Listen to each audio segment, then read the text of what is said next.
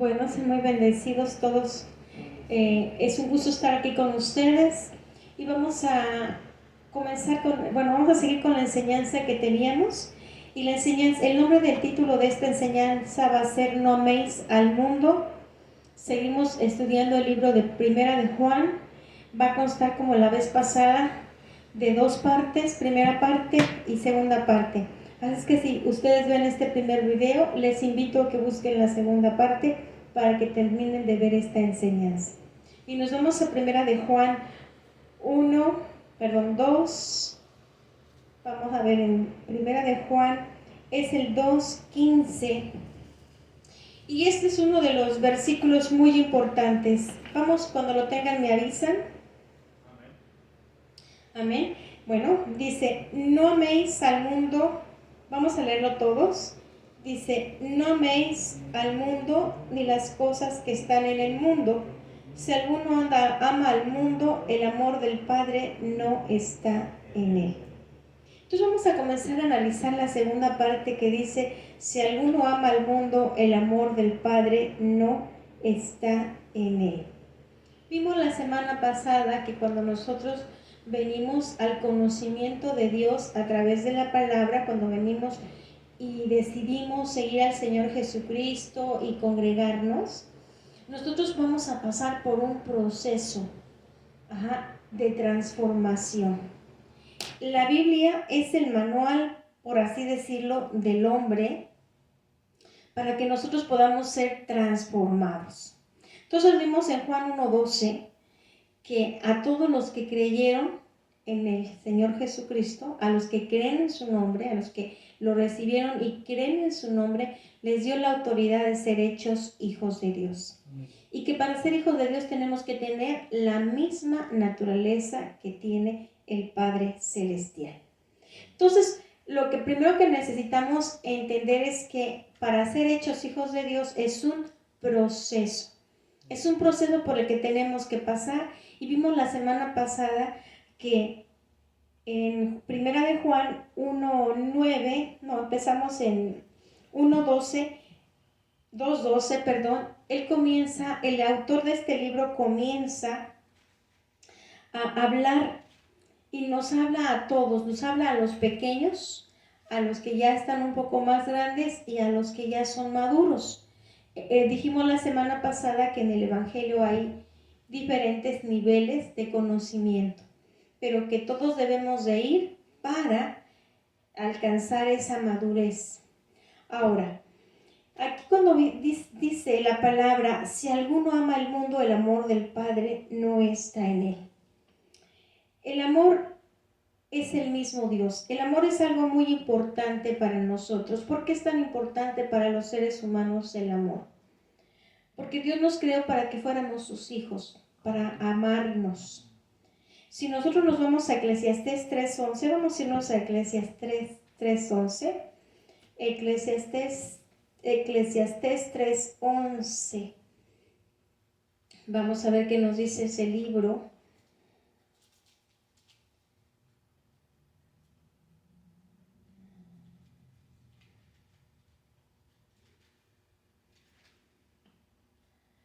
Vamos a ver dónde está. Ok, aquí está. Amén. Si lo tienen, me dicen amén. Amén. Dice, 3:11 dice, todo lo hizo hermoso en su tiempo y ha puesto eternidad en el corazón de ellos sin que alcance el hombre a entender la obra que ha hecho Dios desde el principio hasta el fin. Dios puso en nosotros parte de Él, porque Él es un Dios eterno.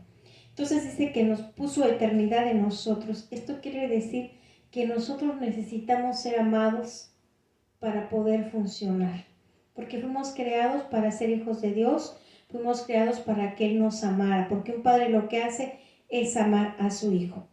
Entonces vimos que hay tres cosas con lo que nosotros vamos a luchar. Vamos a recordarlas. Lo primero con lo que tenemos que luchar es contra la naturaleza caída que está en nosotros. Lo segundo con lo que tenemos que luchar es con el reino de las tinieblas. Y vimos la semana pasada que conforme nosotros vamos avanzando en el conocimiento de Dios, en la práctica, en que vamos creciendo como seres espirituales, nosotros nos vamos a ir enfrentando al reino de las tinieblas, porque el reino de las tinieblas siempre se va a oponer para que nosotros avancemos. ¿Okay? El reino de las tinieblas siempre va a buscar la manera de que nosotros no logremos el propósito que Dios tiene para nuestras vidas. Y en tercer lugar, vamos a luchar contra el mundo. ¿Qué es lo que dice en el versículo 15? No améis al mundo ni las cosas que están en el mundo. Si nos vamos al versículo 16, dice, porque todo lo que hay en el mundo, los deseos de la carne, los deseos de los ojos y la vanagloria de la vida, no proviene del Padre, sino del mundo. Entonces, lo que hay en el mundo son, como dice aquí, los deseos de la carne. ¿Qué son los deseos de la carne? Los placeres de este mundo.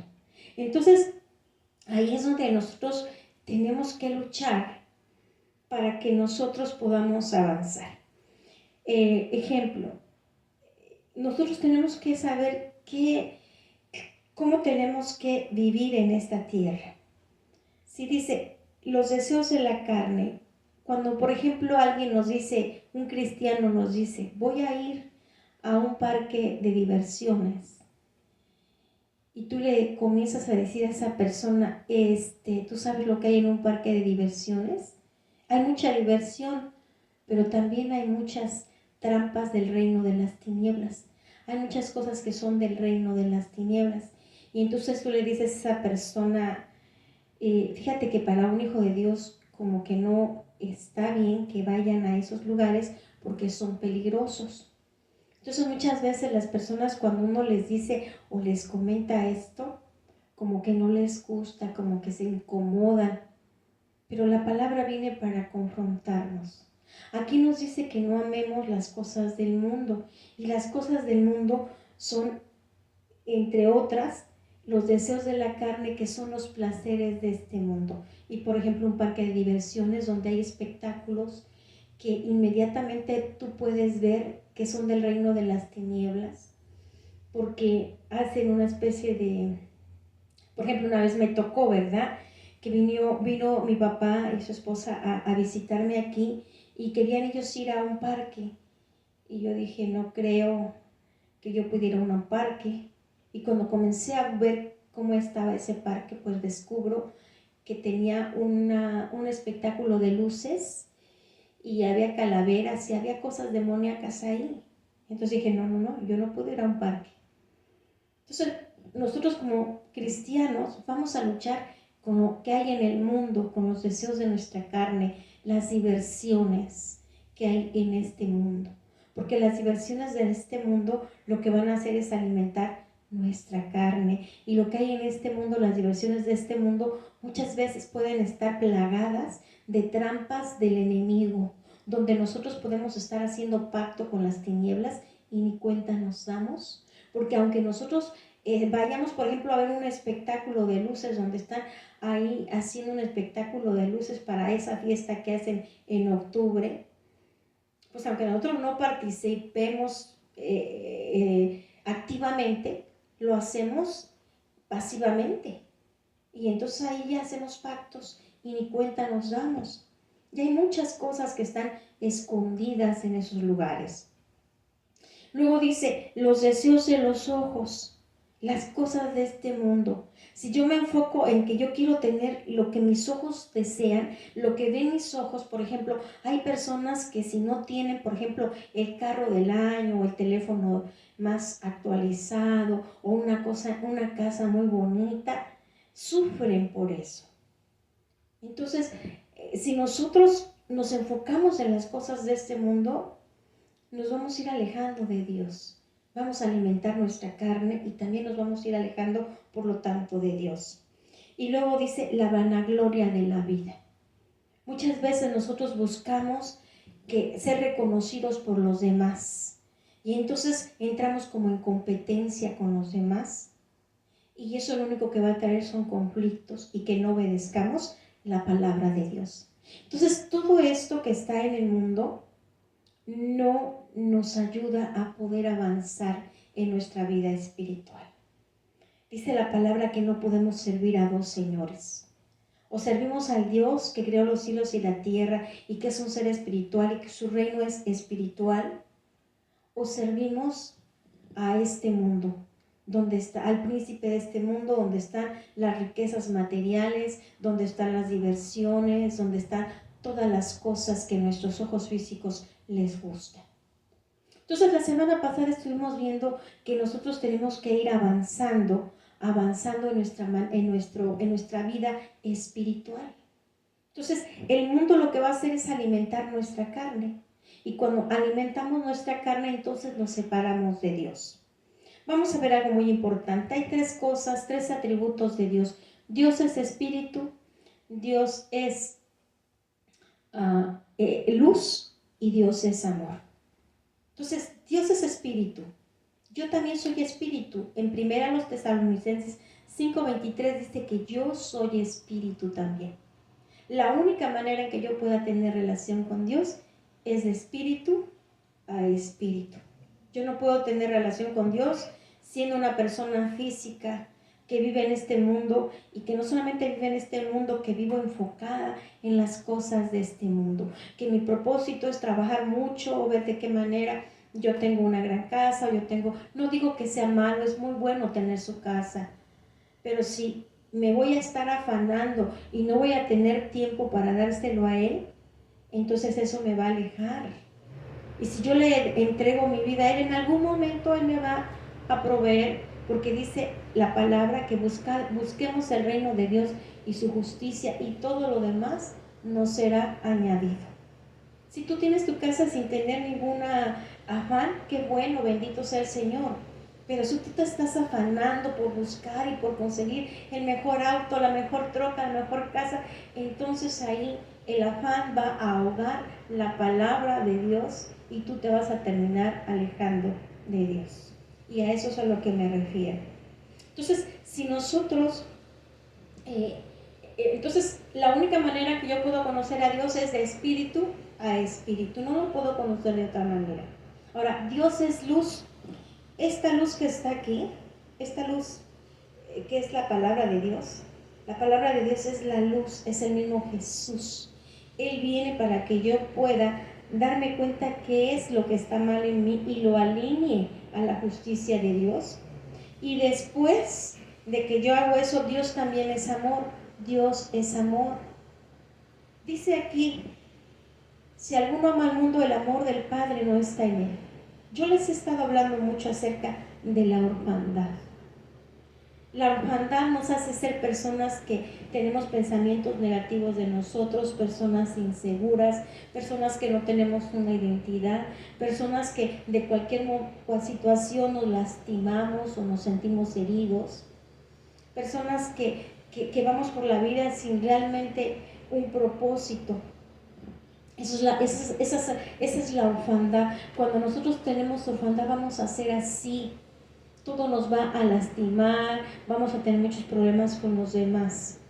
Ahora, ¿qué les puedo decir que la orfandad? La orfandad es cuando yo de niña no tuve el amor de mis padres. Si yo fui creada para recibir el amor de Dios porque me creó para que sea su familia, entonces si yo no recibo el amor de Dios, cuando yo vengo a este mundo, cuando yo nazco, cuando empiezo a ser un bebé, yo estoy esperando el amor de mis padres. Y si mis padres no me dieron el amor, no me dieron la atención, no me dieron el tiempo, ¿qué sucede cuando yo estoy esperando amor y no lo recibo? Se me hacen heridas. ¿Qué sucede cuando mis padres, yo estoy esperando que ellos me hablen cariñosamente y me hablan de una manera ruda, se me hacen heridas?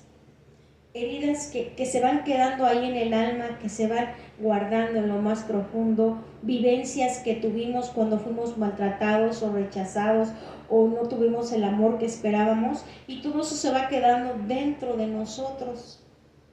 ¿Qué se puede decir que es la orfandad?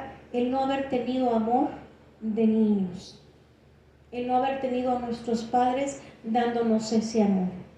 Entonces aquí vemos que dice, si alguno ama al mundo, el amor del Padre no está en él. Nosotros necesitamos el amor. ¿Quién es la fuente inagotable de amor? Dios, porque Dios es amor. Él es el mismo amor, Dios es el amor. En el huerto del Edén, yo les dije la semana pasada que en el huerto del Edén el hombre se desconectó, se separó no solo de Dios, se separó de su padre, se separó del que tenía el amor que le daba, se separó del amor. Y entonces a partir de ahí el hombre ya no tiene el amor. Hoy en día decimos muchas veces que lo que más se necesita es el amor. Y muchas veces decimos en la congregación es que aquí no hay amor. Y yo analizo muchas veces, apenas esta semana hablé con una persona que fue pastora y me decía que en las iglesias no había amor. Y entonces yo me quedé callada, no quise comentarle mucho. Pero yo he pensado en eso que ella me dice. Y fíjense, lo que pasa es que el amor tiene un precio. El amor tiene el precio de la obediencia. Porque si yo no obedezco a Dios, yo no voy a ser un ser espiritual vivo en relación a Dios. Para que yo pueda recibir el amor de Dios, solamente lo puedo recibir como ser espiritual. Yo no lo puedo recibir como ser una persona nada más.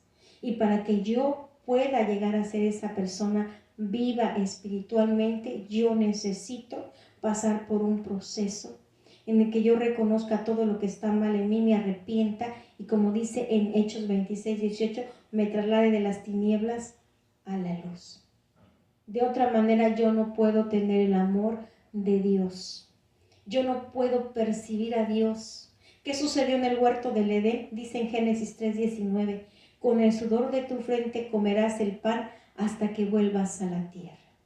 Dice en Romanos 5:23, dice,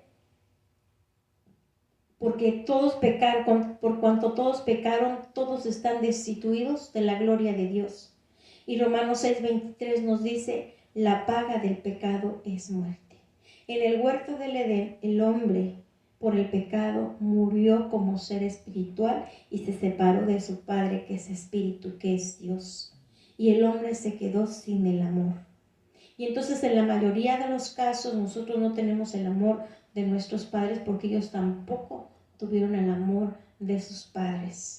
Porque desde Adán comenzó esa orfandad, esa falta de amor. Él perdió a su padre, no solamente perdió a Dios, perdió a su padre, al que lo amaba, al que le daba todo ese amor que necesitamos.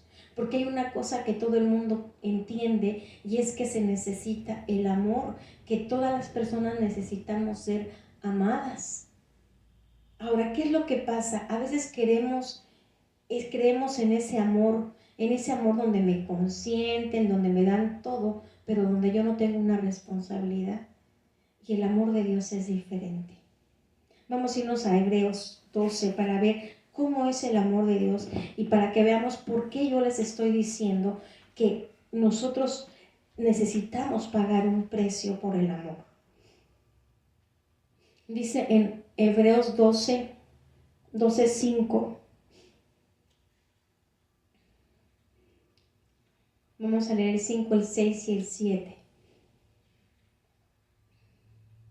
Dice, amén.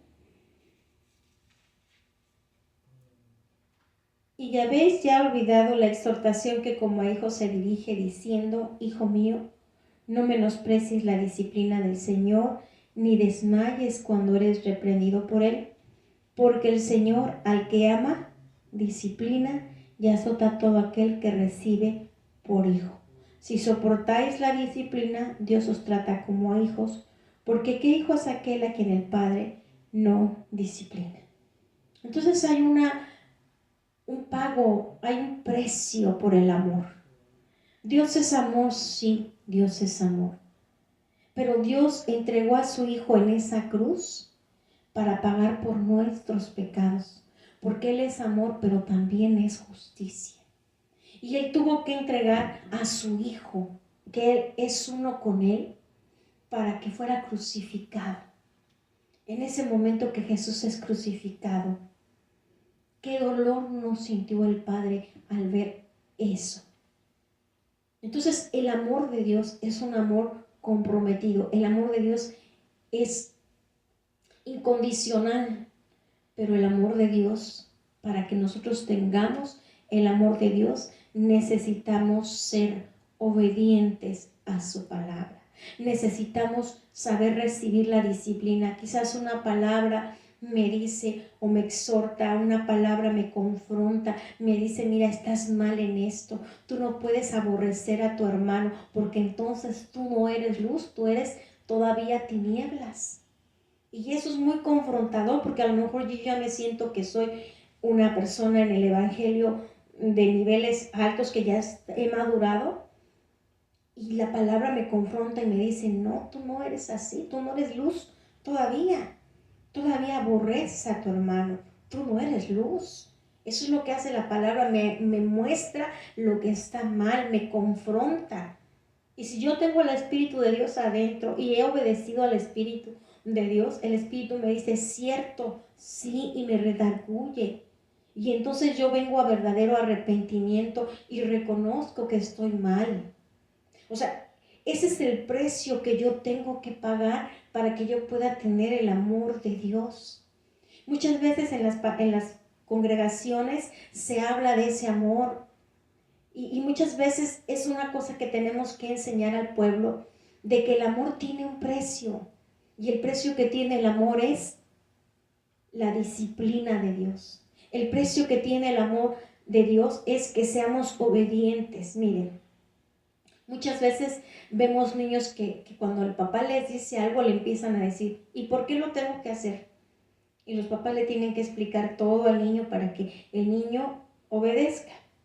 Hay veces que necesitamos entender para obedecer. Pero les voy a decir una cosa. Si yo no entiendo y obedezco, después voy a entender. Si yo no entiendo por qué tengo que hacer algo y obedezco, quizás cuando le dices a una persona cristiana, oye, pero es que tú a un parque de diversiones no puedes ir, hay muchas trampas.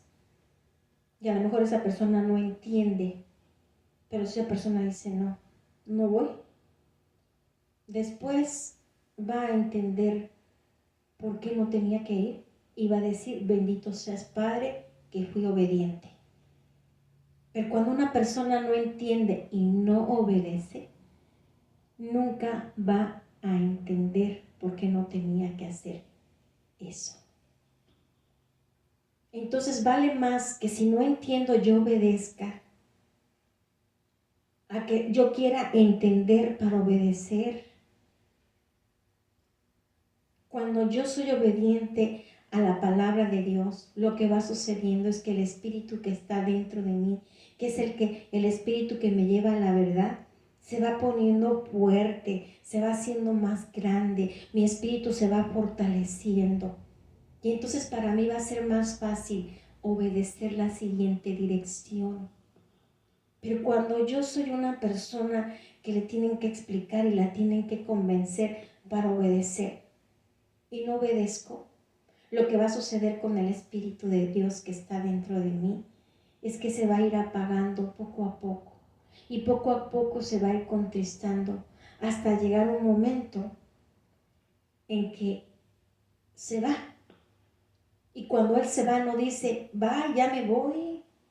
Y yo puedo seguir en la congregación, pero viviendo como yo quiero, pero el Espíritu de Dios ya se fue. Y aunque yo esté en una congregación, ya no estoy en los caminos del Señor.